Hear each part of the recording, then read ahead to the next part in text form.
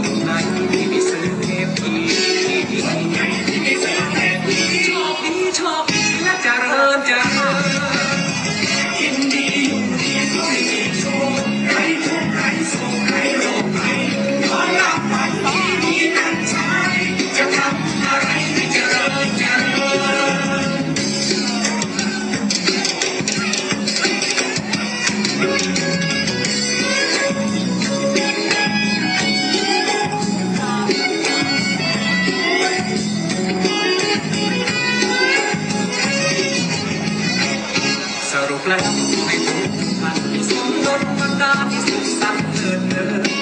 ขอให้ท่านที่มีเงินคนที่ยังเดินขอให้มีเงินอีกถ้าใครยังรักมือติดพันขอให้ได้ถึงบัตรและแจกคาปีนี้ยิ่งคนไหนที่ไม่ซื้อเทปที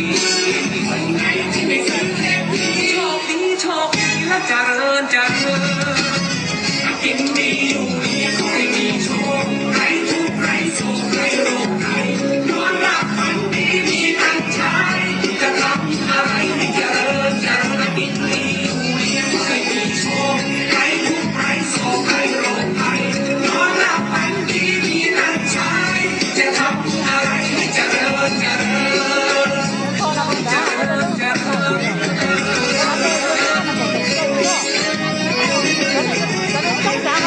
ทำดีกันนะครับ